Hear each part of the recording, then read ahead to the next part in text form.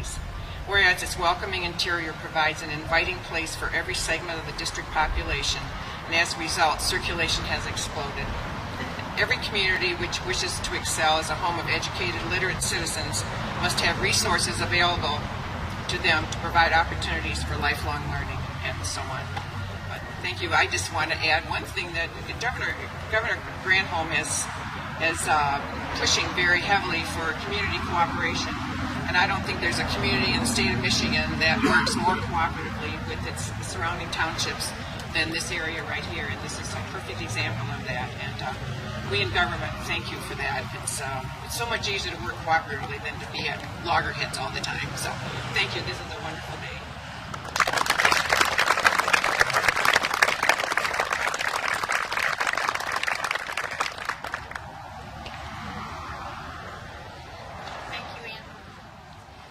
I'd like to introduce Ron Stefanski, who is Vice President of the Public Library Group for Gale Publishing.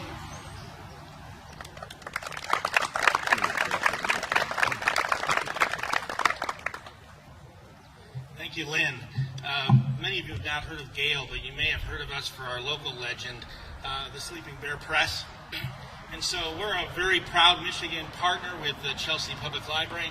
And at a time when people are looking at Michigan through the national lens and seeing all that's going on in this state, it is truly gratifying to come here today and to commend Chelsea for building this great public library. And from our experience working as a trusted business partner with Chelsea, it is absolutely clear to us that one of the key stones to the success of this library is the wonderful community of professionals who staff this library: Bill Harmer, Lori, Wendy Smith, Joan Almucci. At the recent Public Library Association meeting in Minneapolis, we hosted them to a rock group, High Strung, thanks to Bill Harmer and Adult Services. And what we said there should be heard loud and clear in this town of Chelsea. You guys are rock stars. Congratulations. We applaud your success. Chelsea District Library, we applaud your success as Library's Small Library of the Year. Thank you so much.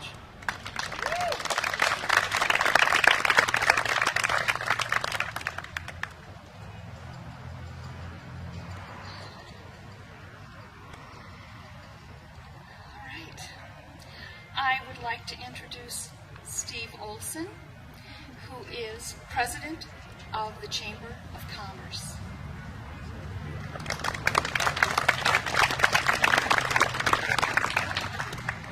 Thank you, Lynn.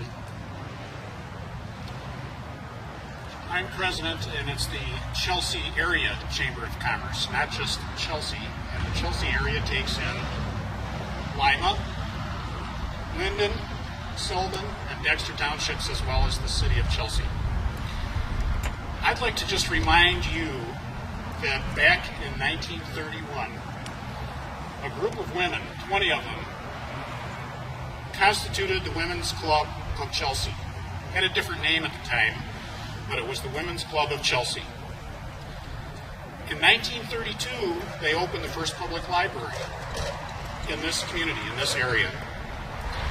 And you know, if you think about what they were doing, I could just imagine that those women wanted to create a library that was the best library they could possibly create.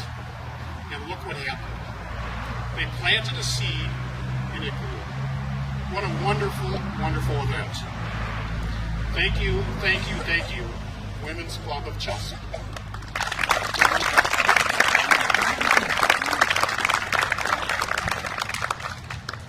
You know, you might ask why the Chamber of Commerce might be asked to give a small presentation here today. And I want to bore you for a minute and tell you what the purpose of the Chamber is.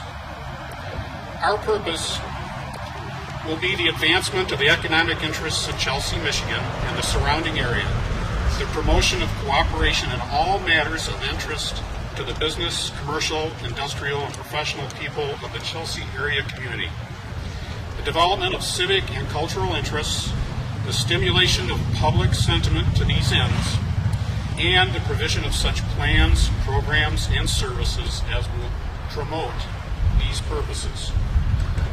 The Library Board came to the Chamber of Commerce and asked the Chamber of Commerce would help support publicly the millage that was going to be on the ballot to support this wonderful library. The Chamber of Commerce took it under consideration.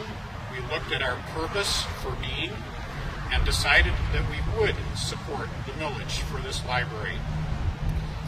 The Board of Directors of the Chamber of Commerce decided that a district library should be located in the economic center of the area, which obviously is Chelsea. They decided that an active district library enhances the economic, cultural, and educational life of the area, and a thriving community is good for business, and thriving business is good for the community.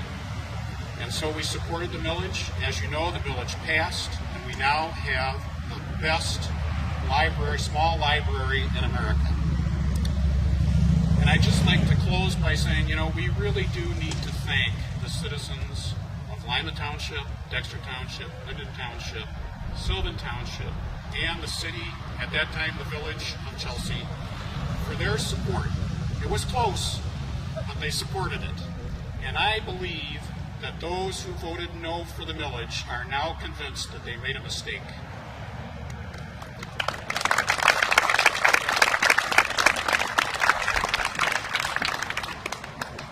And finally, I'd like to just say that the Chelsea Area Chamber of Commerce is glad to have supported the library board when they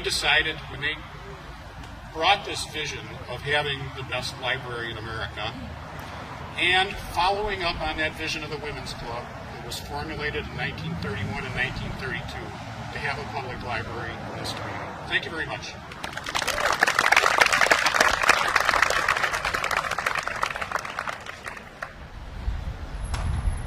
Thank you, Steve. I'd like to introduce Sharon Mcnanelli, who is president of the Friends of the Library.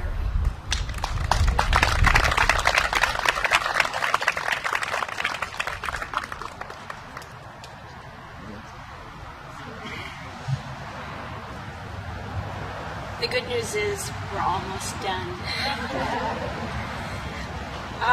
One of the things that traditionally we have done at the end of National Library Week is to announce both a Friend of the Year and a Volunteer of the Year. These awards have been given out since 1992. And as president of the Friends, it was my honor this morning to announce the recipient of the Allen Seitz